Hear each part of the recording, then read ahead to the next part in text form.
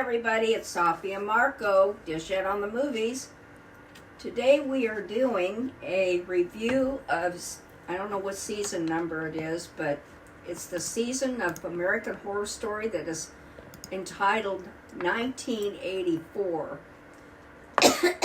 And when I first saw that, because I've said this before, I very rarely look at trailers or anything like that ahead of time. So I was thinking this was a political thing, like I can't think of the name, but with the communism and those figures with the pigs and all the that's 1984 has nothing to do with Animal Farm, Safi. No, you stop listening to your propaganda. No, that's what I thought it was. But see, I didn't look at anything about it. And when American Horror Story was on before until now, like the last few years, I never watched it live. So I never watched it when it premiered.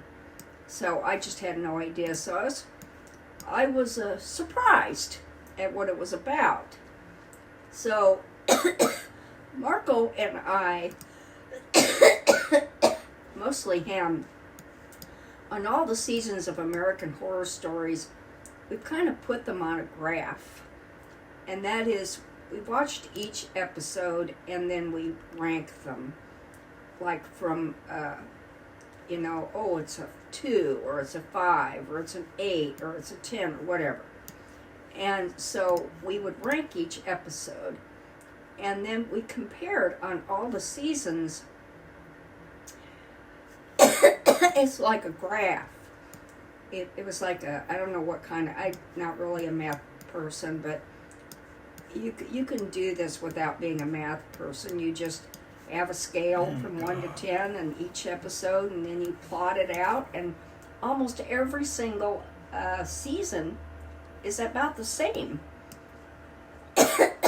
And Marco has the graphs. He's talked about it before, but this actually followed fairly closely to what the other seasons have been. Although I would say this is probably one of the best seasons I've ever watched. Except for how it starts. Go ahead, Marco. Well, I was trying to figure out, because I used to, when I was not reviewing, I already told you guys the story about, the girls at high school spoiling the show and talking about, like, their rankings of the seasons, and, they really hated the Roanoke season, so they were like, well, obviously that one's in last. And, because a lot of people are like that, and, with the cult season, I definitely remember people complained about it, and it was not well received. Everyone said it was trash. They didn't like all the political agenda crap in it. And then for Apocalypse, I can't even remember anyone talking about it at all, which is surprising because that really should have been like a climactic, like Avengers Endgame type of thing going on there. But then for 1984, I think that they were trying to get the viewers back, and they tried to do a lot of course correcting, and they started off by doing that by, let's do a season with the 80s, and let's do these posters where it almost looks like this is a movie, and let's make it look like it's going to be really, really good, and try to get people to watch it. And the promotion for 1984 was so good that I was actually thinking about watching it. Like, it was the only season in the entire series of when it was coming out to where I was seriously considering watching it and supporting it and seeing what was up with it. But I didn't end up doing that. But I remembered that people kind of fizzled out talking about it, but they still kind of did. But then I watched the season, and it starts off, and I really like the first episode because it really set the 80s tone very well. But I was kind of like lukewarm about it because I thought, is this just going to be like the same old stuff we've seen over and over again, like the final girl, all these cliches in these slasher movies that, there's a lot of slasher movies that are made nowadays, and instead of trying to make like good movies, they think that the way to make a good slasher movie is by not changing anything and just doing the same old shit over and over again. I don't know why they would think that was good. Like the Terrifier movies, that everyone claims are so good. No, they're not. Those movies, all they do is just do the same old shit that we've seen a million times. There's nothing about them that's new or different or interesting. It's just the fact that it's reminiscent of things that used to be made. And it does all the same things. And so isn't that fun? No. And so that's how the season starts off, though. It started off and I was like, I'm not really looking forward to watching this. In fact, I think that this is one of the seasons, too, where it was hard to watch it at certain points because the show kept on taking these turns and like twist after twist after twist. Like there's a lot of reframing this season where it's like, oh, you thought that this situation was so simple? Oh, well, this person actually knew this person all along. Oh, you thought that this was going to turn out this way? Oh, no, it's not going to end up that way because this happened. Oh, and then this happened, and then this happened, and this happened. And it's twist after twist after twist after twist. And it's almost like they're overcompensating for the fact that, like, there really isn't much to do. I mean, they're at this camp. They go to this camp, these people, to do, like, a summer camp job and escape the Night Stalker because he's in town where they live. And there's not really much to do. And I was asking Safi, how are they going to stay at this camp for 9 episodes? Yeah. Well, right? Because, I felt that I was watching Friday. We just watched the whole Friday the 13th series. Yeah. And I thought, why are they... It was like they were not after the first initial part of the episode, but when they went into the series, it was like Friday the 13th, when they started out anyway. They're going to go to camp, and then there's murderers, and there's a crazy guy, and there's a hitchhiker, and just the gas station guy. They even in one of the episodes later on, when it become pretty good, they even copied a scene or an incident at oh God, now I can't remember. Sleepaway Camp. I don't know if you all know that series, but it's pretty good. Yeah, it's better than Friday the 13th. But they copied a scene. It's about another camp with kids. Yeah. And they copied another scene, or a scene from that. Or it was a lot like it. Well, anyway. they're paying tribute to it. Yeah, and so I'm thinking, like, is that what this is going to be? They're just going to copy different movies and insert it in, and only they're using their actors, because basically, for the most part, I'd say 99% or maybe 85%, they're using all the same actors they use for almost all of their shows. Yeah. And that's good, because then they don't have to worry about hiring new people. They're familiar with the director. Well, they brought in a few new people, and for one of the things we should talk about, I don't know, like, we're not really going to get into every single character because There's so many. That's what I'll be doing tomorrow. But you know how first they had Angela Bassett in like season 3, 4, 5. She was kind of like the token in the cast. But she's really good. And she loved her when she was in that coven. And then they replaced her with the woman in Roanoke, and she was pretty good. And then finally, that woman has quit, and she's not on the show anymore. and they have this woman, and I feel like she's the least good out of the three black female main characters. She's okay. Because I don't think she was real bad. Well, I'm not basing it entirely off of this season. I'm basing it off of next season, because remember who she was? She was the chemist in the vampire thing, and she was the half human, half alien in the alien thing, and she was terrible in that. So I'm just basing it off of that as well as this. Okay, in this one. She was better in this one, but that's someone who they got that was new, and so but it just kind of feels like if either of those other women were willing to do it, they just would have had them do it, right? Like either one of them, yeah. So that's kind of something to say, is that like even though you have a lot of these actors playing different roles, the people who make this show, they really like typecasting. And they really like if it's a black character, she's got to have some kind of revenge element to her. She's got to be out for revenge. Because that's what they did for basically every single Angela Bassett character, revenge. And like, that's what it ends up being for this character, is revenge. But the way that this season started off, I was not as much of a fan. They were even copying shots. Like, the part where they go to the gas station in episode 1. Yeah. They copied the shot from Texas Chainsaw Massacre where the gas station guy, he's washing their windows.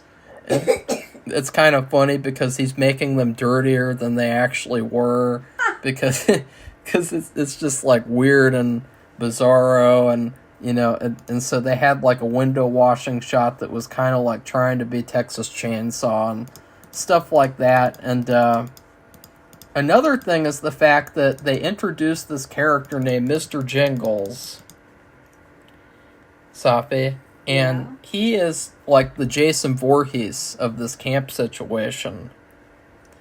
And I really didn't like the look of his character. No, I didn't either. Like, he has this really boring look where it's just like, he's got a bald head, he's got like hair that's straggly, and lets it grow, and it looks terrible. Yeah, it looks really gross. And then he's got glasses, and he's got kind of like a little mini beard. And I thought, this character design right here with like the raincoat, like he's fucking Bruce Willis in Unbreakable. He carries around his keys, and that's why they call him Mr. Jingles, because when he walks, they jingle. Yeah, like I thought that's really weak. Like they should have fixed that. So for sure. He appears anywhere, he doesn't even have to show his face. All you just hear the jingling, and then everybody goes crazy because they're scared, because they know who it is. And it was really embarrassing too, because they had like these people who were dressing up like Mr. Jingles. They were wearing masks, like a mask of like a bald head with straggly hair and a beard, and I just thought, this is the stupidest thing I've ever seen. Like Mr. Jingles, it's stupid. They were doing some kind of thing where you go, where it's every year a few kids dress up like him, and on Halloween nobody would do that. They would dress up as Jason Voorhees. Jason Voorhees looks cool. He's got a hockey mask on. It looks cool. Mr. Jingles with his stupid raincoat and his beard and his bald head. It's like, who the fuck wants to look like that? Yeah.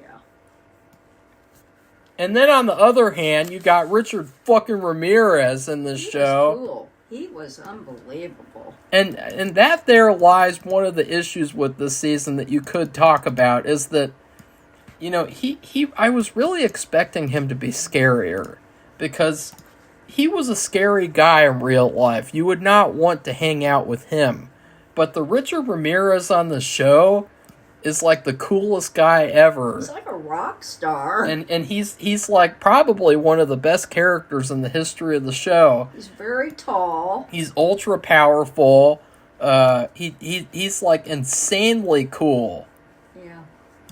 And I just kind of have a problem with that, because like he was a really bad person in real life, and the way they make him look in this season is like a rock star. It's like they're fanboying out over him.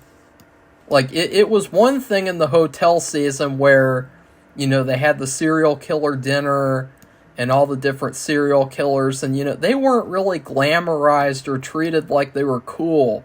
But Richard Ramirez in this season, he is treated like in, you know, biopics, you know, when they're really trying to remain respectful to, like, whatever person they're covering. Like, that's what it was like. It was really kind of weird. What'd you think of that, Safi? Why don't you talk? I didn't know. You know, I'm not really that familiar with him. Ugh. And I heard about the Night Stalker because he's introduced because he goes after Emma. Yeah, that's what he would do. In the middle of the night, he'd break into someone's place. He'd rape them and torture them and kill them. But she got away. She escaped, right? She didn't get as affected by, she didn't get killed, for one thing. And then, after all of this, with her getting attacked by him, and we find out there's so many backstory after backstory. It's like an onion. They just peel off a layer, and there's one layer with story, and then they peel off that layer, and there's one under that, and and he was actually sent there by an aerobics instructor, who's played by Carrie Fisher's daughter, Billy. And I wondered if that was her hair. It looked off, but she had the aerobic instructor look. And because that's what they did in the 80s. I mean, I remember. I had a bunch of tapes. And her story was one of the weakest ones of the season. Yeah, but she ends up being a kind of hero at the end. Well, but still, that story at the beginning, you know, one of the main issues that I have with her character, and, you know, Safi had a different issue that she's not mentioning yet, but one of the main issues that I have was that later on, they reveal how she met Richard Ramirez and she hooked up with him.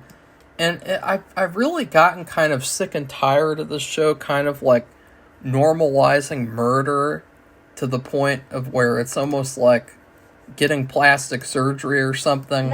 Because, like, the way that they treat, like, you know, Billy's character, she comes across him murdering someone and hanging him up for her, and she's like, ooh, cool. You know, and it's like nobody in real life would be like that at all.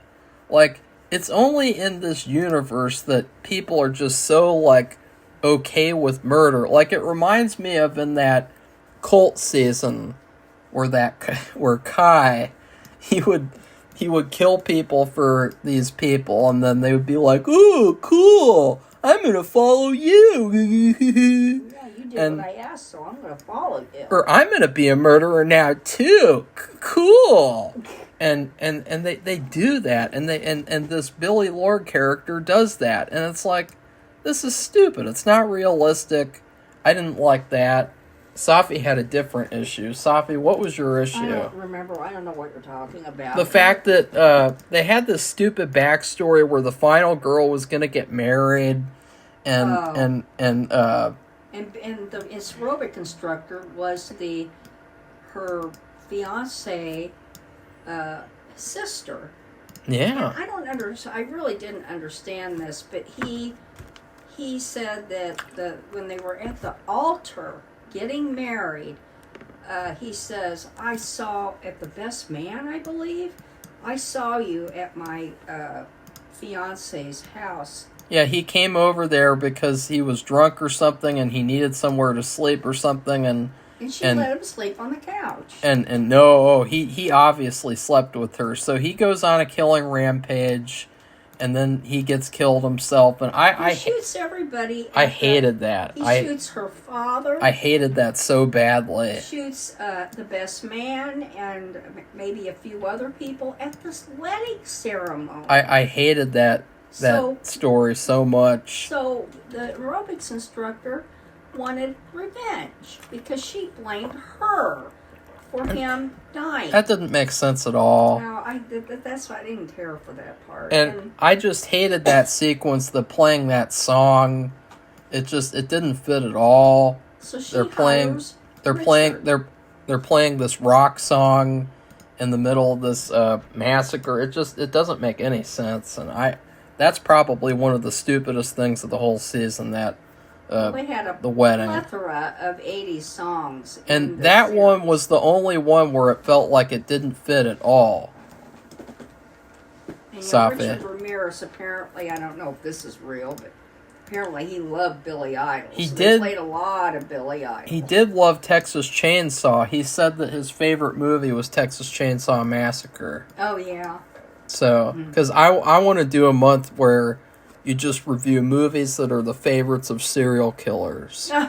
and I found that, and I was like, ooh, it's an excuse to watch Texas Chainsaw again. She asked Richard Ramirez to go after, but it was a failed attempt. So anyway, you have this group of I don't know what you want to call. They're young people. They all have jobs, and they're going to go to this camp. And this camp had all these murderers, and the person who bought the camp is a girl, like highly Christian, because she uses all these verses from the Bible. She's the worst. Everything. She's the worst part of the season. I hate her, but she really did a good job. I mean, being the most hated character. I'll tell you that. Well, I want to talk about her character. Is that her character starts off and it's like, okay, cool. She's like a final girl of the past, and she's like an overly Christian character, and so it's kind of interesting seeing her try to play this different character, because usually she just plays the same character over and over again. She's a bitch. She's kind of weak and doesn't really say a lot. Superficial. Yeah. Well, in this, I was really excited to see her try to be that new character, and then they ruin that, and they make it so that, oh, she was the killer all along. And then in the second half, she's just playing the exact same character that she always plays. So I hated that she just reverts back to playing the usual. So all these people, we're talking about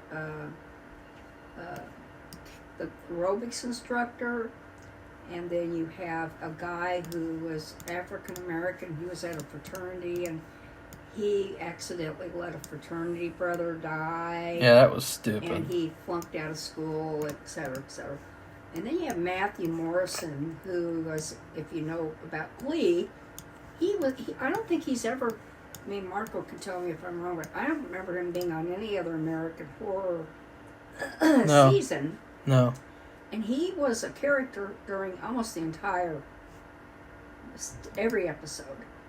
A little bit or a lot. I was really surprised about that. I didn't think he really went with it, because at first he played like he was full of himself and something that's totally antithetical to his usual character, because I've watched Glee, and but then he turned into his usual character after a while, being the more responsible adult one, because he seems like he's older than all the other people, even in real life. I didn't like, and Safi said that she didn't like this, but I don't like the fact that he's gay in real life, because I don't like the fact. Isn't he? No, he's married. Oh, thank God. No, because he seemed kind of gay. The way they made him look. It's just that I know that. I think it's the fashion. I don't mind that like gay actors play straight people or straight people play gay people, but it's the fact that like I know that nowadays, Ryan Murphy, he would not cast like a straight person to play a gay person, I think. Well, I think that's well, that's really, I don't know, because in Glee there was a character. How could I forget? His name is on the tip of my tongue, but he was the one that got an Emmy for playing that killer in the Versace murder. Ew. Oh God, can't remember his name. But anyway, he's not gay either. But he during that entire Glee series, he played a gay person. Okay, maybe I'm wrong, but I don't know. Matthew Morrison is not gay. He's married. to a woman. That's really surprising because They may have even had children. I was I was convinced he was gay for sure. I just don't know about gay for pay. Cody Fern, and he was in it, and he was one of the counselors, and I'm not sure why he was doing it, the counseling business. I mean, they were. That was the thing about these people. That's why I was. They said it was to escape Richard Ramirez. Well, so you had this group of weird adults who did all kinds of different, things in their life, and they're the last people you'd see at being camp counselors. Yeah. I mean, I used to go to camp for several years, and it's the last people you'd ever see. Anyway, so Cody Fern, he was the guy who played the devil in Apocalypse. And he was, that's another thing, the fashion in the 80s for men, even for the basketball. If you look at the basketball uniforms for college and professional, the shorts, they wear real short. And, you were used to it because that's what you saw. Now they wear really long, well, maybe medium size now. Medium down, like halfway down the thigh, or longer. But it looks really weird to see those shorts now. The short shorts are fun to see for me. And it makes me think they're gay. And I hate to say that. That's shitty. Well, I disagree. But that's what to me that's what it looks like. It's just the fashion. That's what it was. I was disappointed that after Apocalypse that Cody's character is like a very superficial, kind of a write-off character. He could have been played by anybody. He was so good in that Apocalypse. Yeah, and now devil. I mean, he was really good. Now he's just meh. Yeah, I didn't like that either. But anyway, they all get together.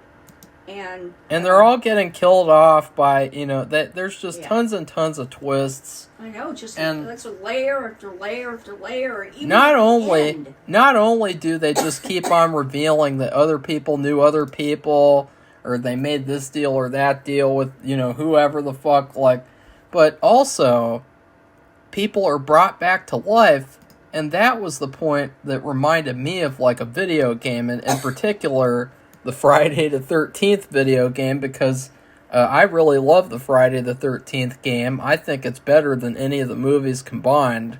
And, it was very reminiscent of the video game. The way that, the killer gets killed and he's just brought back. Or Richard Ramirez in particular, he literally can't die because he's Satan's loyal servant. Right. So, which I thought was interesting, because honestly, the way that he is in this season, he's more invincible than the literal Antichrist in last season. Michael Langdon. He's stronger, and yeah. So that's kind of embarrassing, I think. That's just another weakness of that Apocalypse season, that they should have just kept with the first 3 episode story. And this was kind of like the opposite, where actually, there were 2 episodes in the whole season that I thought were bad, and the rest of them were good. Number 2 and number 5. Both of us have lower ratings for those 2 episodes. Both of us have it where it was like a dip in quality. Because it was, especially 5. Yeah, in 5 it was really disappointing because it's called Red Dawn. And, that signifies, murder, blood, at dawn. And, instead, it's just all these stupid twists where, Brooke, the supposed final girl, played by Emma Roberts, which, it's her birthday today. Happy birthday, Emma. Ooh, Safi, Mine's tomorrow. You think she's going to listen to this video? No, I'm just telling everybody else, really. Well, she gets blamed for all the murders, and it kind of echoes how Mr. Jingles got blamed for all the murders back in the 50s or whatever, and I really did not like that episode 5. I thought that was the worst episode of the season. It was just very disingenuous and false, and it was cartoony. Yeah. I didn't like it. I just thought, oh, they're copying Friday the 13th, which I don't like. That's what it seems like anyway. And so they're out of ideas, or they're just like playing around. And so they just doing random twists. They make a joke out of it. Yeah, and I don't like that too. I think that's one of the reasons why this show isn't as popular as it used to be, is because they just make a joke out of everything. Like the newest season, the way that they have Kim Kardashian who can't act, and it's like a laughing stock now, and it's like the first couple of seasons were really good because they were very serious. Like they were very serious and horror oriented. Well, they were trying to make a complete story though that was meaningful, and then when they stick all these in some of these shows, jokes. They stick all these things in there and they don't come off right, and it looks like a joke, or they look like jokes, and that isn't what horror is. It's not a joke unless it's advertised as such, and they're not advertised like that at all. But this one, believe it or not, it gets better and better and better and better. Yeah, it gets really good in the second half. It was shockingly good. There was, it's pretty hilarious. Like it went from okay to really fantastic. The ending was the best, I would say, out of all the finales. I could be wrong.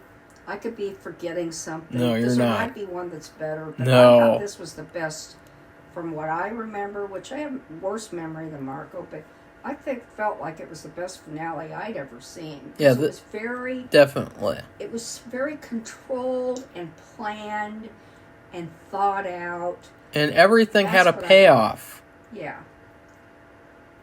And the ending was perfect. Yeah.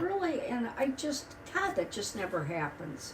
Well, it never happens in American Horror Story. They always have shitty finales. So I would recommend for people to watch 1984 and don't get offended or put off by, oh yeah, we're gonna have another Friday the 13th imitation by the actors who play in the usual suspects in the American Horror Story series or troupe and of actors. And no, it's not like that at all. You just have to stick with it, and because it really is worth it. I enjoyed it. Yeah. We've had a lot of stress since the beginning of 2024. I would rewatch the season. And this was really, I mean, it just was very, it was so pleasant to watch that because it was so complete, and they had layers like an onion. That's what I call it, because that's what it reminded me of in the finale. And in fact, they introduce a new character in the finale right off the bat, and you're like, who's this? They're going back to the camp, and this is supposed to be, I think, 2019. Yeah. So we're past that. Remember, they were all throughout this series, this season. Sorry, they were building up to this big festival, and that Christian woman was going to kill all the musicians. That leads to except for Billy Idol. That leads to one of my biggest issues of the season. And so I'll just talk about that issue right now. Okay, that's because they didn't show anything. They didn't ever have a festival even, and I thought this is the Fargo season 5 thing, where they spent all the way from like episode 6 or 7 to episode 9 building up this festival like it was going to be a bloodbath. You had all these characters from all around the country, and they were all going to the camp just to go to this festival. It was going to be epic, very climactic. Like Woodstock. And instead, it never happens, and we never get to see any of that. There's no bloodbath at all. And I thought, it's good in terms of, the characters in the show. They they solved that conflict so that it wouldn't happen. But part of me thinks that the reason why it didn't happen is because the people at FX didn't have the budget. Maybe. Because, like, I didn't need to see, like, a huge, giant music festival with, like, a rock band performing. I just wanted to see the bloodbath. Well, they had a sampling. The crazy bloodbath. They had a band come, and they were early, and were on a bus. And, of course, they were British, which in the 80s there were lots of different British bands. But you don't get to see them get killed. They get killed off camera, so that's not a bloodbath at all. But they get killed on the bus. So that was disappointing. So that was like, we thought, oh, so that's kind of like, this is a preview of what's going to happen. It would remind me of that that movie we saw with the Texas Chainsaw, where they were going to go to his hometown and they were going to make it into some kind of yuppie place where there were antique shops and all. No, they wanted to build a communist utopia in that movie. And they it's not a joke. That's what they wanted to do. Everybody gets up getting dead. And go watch the movie again. So that's what I thought it was going to be like. And they don't show anything. And when the sky comes up in the last episode, you have signs that the paint's faded and things are falling down. And you think, what happened? Nothing. Nothing happened at all. Nothing happened because... That's disappointing. Matthew Morrison, who was supposed to be the Christian woman's husband, he turned everybody away because he was fed up with her and he wanted to destroy her because he knew they were going to try to kill people too. And all the ghosts in the camp were fed up, and they all got together and they all made this big plan to turn everybody away. No more killing. The only one they wanted to kill was the Christian woman, because she was the real killer. She was not a Christian woman. She was a killer. But she had blamed all these other people, Mr. Jingles and Brooke. She managed to lay the blame on them. Brooke was sent to prison. She was put on death row, and they tried to kill her, and she escaped from that somehow. I wasn't really understanding how that worked, but she escaped from that. And another issue that I had, because we don't need to recap everything like you like to do. But another issue that I had that was one of my main ones was that if you look at all the posters, these retro, really, really cool creative posters, they're not revealing the killer's identity. And I thought this was kind of queer because in the show they reveal his identity like 2 episodes in. They reveal Mr. Jingles, Richard Ramirez is there. So I thought one of the elements that I felt was really missing from the season was the slasher thing, where you don't know the slasher. You don't know who they are. You get to see like POV kills where you're in the killer's POV, and you see like in these posters like this shadow figure, this mysterious killer. And they never have that in the show at all. And I was really disappointed that there wasn't like a mystery to where you had to figure out the killer and any of that. Like I was kind of disappointed with that, because I felt like the advertising led me to believe that that's what it would be. Well, so I can't say because I didn't see any of that. But like I'm looking at them now, you yeah, know that because it's mysterious. Like, look, like, are they showing Mr. Jingles? Are they showing this guy, like, this shadow figure? Are they showing Richard? No. No, and you would know. Richard, the guy who plays Richard. It's a shadow figure. You would know. Because it's supposed to be mysterious. You're not supposed to know. And in the show, it's like, oh, look, it's Mr. Jingles. It's the bald guy with glasses and a beard and shit. That's a new character. That's one they invented. Yeah, and... I think what they were trying to do, too, is that, Richard Ramirez was like a Michael Myers type of killer. and Mr. Jingles was like a Jason Voorhees type of killer, and so they fight several times in the season, and so I think their idea was to do Jason versus Michael in their own universe. See, that's what I say. There goes another idea from another. What do you mean? Series. That's not enough. That's not. They haven't ever done that yet. Oh, okay. I guess I was thinking about Freddy versus Jason. Yes, Safi, they did a Freddy versus Jason. We just reviewed it last year. That, Marco. And I would say, too, this season, one of the good things about it was that in the second half, it really did its own thing. And I really liked the Mr. Jingles character because I've told you guys over and over again that in order to make these slashers work now, all they'd have to do is just give all these characters an actual character. You know, you don't have this stupid shit where it's like, oh, that one doesn't talk for some unknown reason. You know, like, this Mr. Jingles is like if you gave Jason Voorhees a character. He has a fully fleshed out character. He has a full character arc. He's perfect.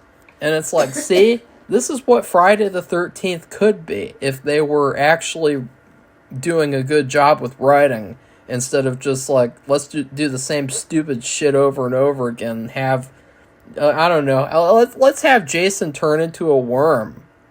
Or let's have Jason versus Freddy. Let's have Jason in space. You know, remember, we saw every single movie. And they tried everything. It's like, how about let's give Jason a character, like in this show? Yeah. So, Safi, can you go check the quiche now? You need to check the quiche to make sure. Go check the quiche. Because the quiche has been in the last oven. night, and actually Marco helped a lot with it because I had to be in the emergency room with somebody. So, Do that. I'm going to talk a little bit more. Close the door, Safi. So one of the things I'd like to mention is the fact that, actually I didn't even know what I was going to talk about because I don't think there is very much to talk about now, is the final girl. I guess we could talk about her. I kind of liked her a little bit, but again, the first half of the season was the weakest part. And if they had improved the first half, the second half would have been a lot better. I think that some of my favorite story of the show, though, was when she was on death row with Richard Ramirez. And there was this whole plot where he was asking her, you know, do you want me to save you? Because if you pledge your loyalty to Satan, then I'll get you out of here just like I'm going to get out of here. And it was really, really cool how, like, even though she didn't pledge her loyalty to Satan, she just stayed true to herself all the way until the end. She was still saved by another character, and she was still saved and able to get out of there. And I thought that was really cool, the way that you had this villain, and he gets to get out, and this hero, and she gets to get out at the same time. It's like there's just something about that parallel that was really, really awesome that I really loved. And the next couple episodes, you know, they focused a lot on Mr. Jingles. And they showed his backstory and everything. And he had, like, multiple, like, full-on backstories to where they could actually be movies in and of themselves. And, you know, he ends up failing. And one of the things is that in episode 8, they did kind of like a sloppy job at showing him failing. And I thought this was kind of like a little anticlimactic and kind of cut down. Because a lot of these episodes, they were like only like 39 minutes or 36 minutes. And a lot of them felt that way of like there were scenes that were cut out. You know? Like it felt like, you didn't get to see how these two people got here. And there's just people that are magically in these situations already, like they're contrived, or like they're video game cutscenes where you're the player and you're running around as these characters, and then boom, you jump into a cutscene. And so I had a problem with that because the story of him thinking that he's failing his son was like a really, really good story potentially, and it was still a really good episode. I gave it like an 8.5. Yeah, 8.5, I think, out of 10. But I just wanted to see that better executed, because it was so kind of like anticlimactic. And I think that, even though the second half was really good, the way that they told that story, with all their own twists and turns on the typical slasher story, but I thought that there was like a general feeling of like anticlimactic stuff in the second half. Like it felt like, couldn't this have been a little bit more climactic? Couldn't it have been a little bit more epic? The fact that they set up this. I really don't like it, like in these movies and shows where they set up these big events and they don't follow through. And maybe if they had followed through a little bit better on Richard versus Mr. Jingles, I wouldn't have minded not having the music festival. But it's the fact that they were both very anticlimactic. The reason why I still liked it, though, is because it was very satisfying what ended up happening. Mr. Jingles, he gets a very happy ending, I guess. It is kind of scary, though, because these ghosts, they're continuing this narrative, too, of where if you die in a certain area, you're stuck there forever. Which is really hilarious, because just last season, and obviously Safi's doing something else now. Who knows? She probably took a trip to London or something. She wanted to go visit London. But wait, what was I talking about? Damn it. I just lost my train. Safi. Pretty. Damn you. So, Safi, I was just mentioning how you said off camera that you had a crush on Emma Roberts' character. No, I don't, and I don't know why he's saying stupid stuff like that. Just kidding. Yeah, it is. Or am I? I was just checking the quiche. Yeah, because it's ready. I was hoping it wouldn't overcook in the time that we spent doing this video. No, but I put Roberts in now. So anyways, I don't really have much else to say, I think. Okay, well, there were a couple of characters where I really thought they were given the short end of the stick, and I wanted to see, like, if Safi would agree. And one of the characters was the black guy. It was so hilarious because, like, did you notice that, Safi, or did you just let it run through you as you always do, where, he says later on in the season that, usually the black people get killed first, and it's like, no, that's not actually true, by the way. Like, we've been through this, too. We had proved that on this channel that is complete bullshit, and that is a total lie. In fact, I don't even think I can think of a horror movie where the black person is killed first.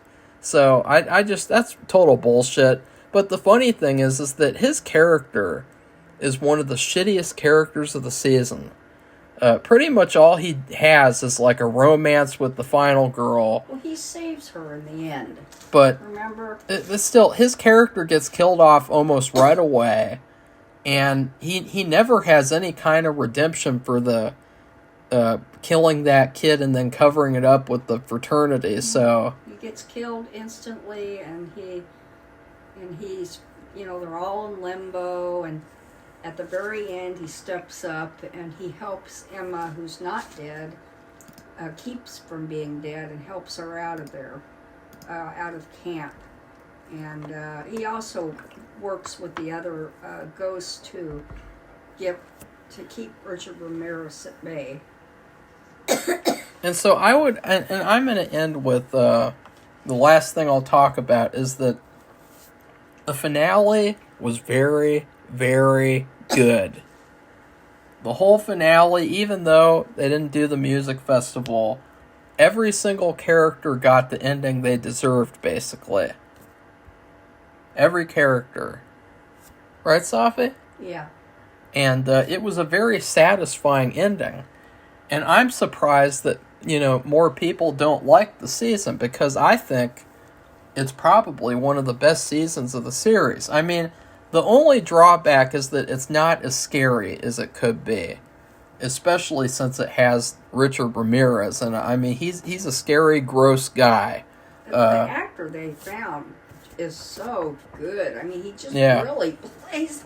He might as well be him. Yeah, he is perfect, but the way that they treated him like a rock star instead of treating him like he was scary.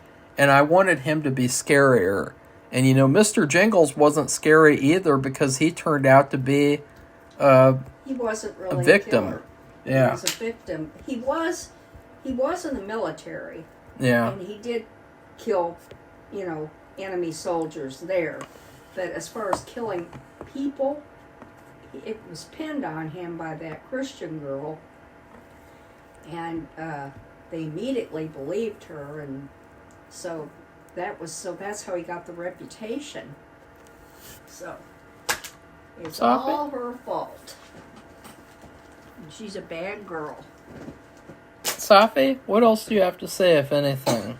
Nothing. I'm kind of surprised. I was surprised that it turned out so well. Yeah. I was surprised that the episodes got better and better. Yeah. I was surprised they didn't have the music festival because I guess like Marco said in this last season of Fargo, they did the same thing. They built up like there was going to be this epic, like, revolutionary battle at this ranch, and then literally nothing happens. Not hardly anything, and that's fine with me. But the thing is that they built it up to be something that it wasn't. And that was worse because in that season, they had all the pawns in place. They had all the characters on the ranch getting ready to battle with each other. Yeah, they showed them all lined up. They didn't follow through on their promise. But in this, not everyone actually got to the music festival in the first place. So Matthew Morrison was turning them away. Yeah, so, Oh, but originally, okay, I remember what I was talking about when Safi was out. I forgot to finish it. But, in Apocalypse, they treated it like in the Murder House episode that it doesn't matter where you die because you can just pick up their bones. Oh, yeah, and you can take them to a different area and they can be there. That became a very important point in this series. Yeah, in this season, it's back to the old rules of like, where you die is where you stay. So I thought that's kind of bizarre. Like, they're directly contradicting themselves a season after. Like, it's pretty bad. Well, there was another thing, too, and I wasn't sure if I got it, but it also, if you killed yourself, then what, Richard Ramirez couldn't possess you? No, what happened was Mr. Jingles was thinking of facing off against Richard alive, but I think that the danger was that Richard could have erased his soul like Michael would erase people. Like he would burn people alive and just send them to hell, whatever. And I think that by killing himself, he turned into a ghost, and he could do anything. Okay. And he could be immortal forever. So that was a very important part of that was woven in there. These are like, if you have a sewing project and you have like a real strong color of thread or a very strong, like a heavy thread, that's these things about where they die and how you get killed. They were woven in there like very strong all the way through and made a big difference and an impact on some of the things that happened. So I thought that was interesting. What's your food review for AHS 1984? Well, this is what I hope this is what it is and what I hope it will be. Tomorrow is my birthday, and Marco's going to make our favorite dinner, even though I think we'll probably have some quiche left. But no, it's not. My favorite dinner is spaghetti. Oh, well, it's my favorite dinner, but it's chicken dinner. Yeah. Which is like a roasted chicken and legs, of course, and then mashed potatoes and gravy and like a vegetable. So I don't know if we have corn. It's usually corn. Corn is the staple that goes with the chicken. I think. But I don't know. You know, it's when you have when it's off season from corn. You know, you have canned corn, and sometimes it's hit and miss with canned corn. Yeah. They're not always. It's not always good. So it doesn't even matter what brand it is. It's just not always good. So I'm not sure what we have. But I'm expecting it. And then, of course, there's cake and ice cream. And it's Super Bowl Sunday, which is really nice because the Chiefs are in it. And San Francisco. I like them both. So anyway, that's why I rate it, because I thought it was really good. And I recommend this. I mean it. I don't recommend a lot of stuff we watch. I just don't say anything. But this, I really would recommend it. So, what about you, Marco? What's your food review? Well, this was something unexpectedly good. Yeah, because unexpected, that's for sure. Some people said it was good and it was underrated, and I would probably agree. You know, I mean, especially where I put it in the rankings and everything. Spoiler alert, but, well, let's just say, Safi, she's been in a conspiracy ever since I was born.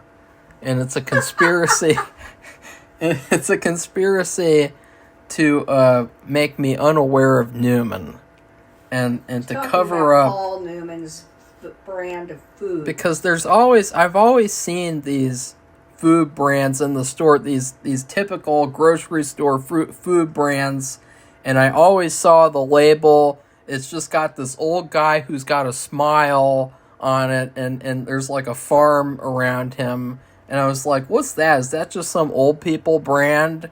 But then, like, finally, in the year of 2024, when I'm 25 years of age, Safi finally told me, she finally uncovered the secret that, no, that's Paul Newman's brand. And they use the money they get from selling these food products. Paul Newman's foods. Right. And I was like, what the hell? Like, why didn't anyone ever tell me of Newman's? Why did Safi cover that up? I just didn't think at the beginning when they started out, I thought their food was very salty. Like, who is that? It's just some old guy. Who is that? Who is it's Newman? Yeah, sure is. I didn't know it was that Newman. So I went to Kroger's and I got a pizza. I got a Newman's pizza. It was pepperoni. And it was very, very good. Yeah. It was not oversalted. The crust was perfect. It was kind of a thin crust. The crust was perfectly cooked. The cheese was perfect. The sauce was perfect. The taste was good. It's tasty. It's probably the third or fourth best pizza ever that we've ever had. It's definitely the second best frozen pizza that I can think of. So this was kind of like a surprise in the same way that this season was a surprise. Yeah. And the fact that finally I got to learn of Newman after Safi was covering it up. Wasn't covering it up. In a sinister conspiracy against me.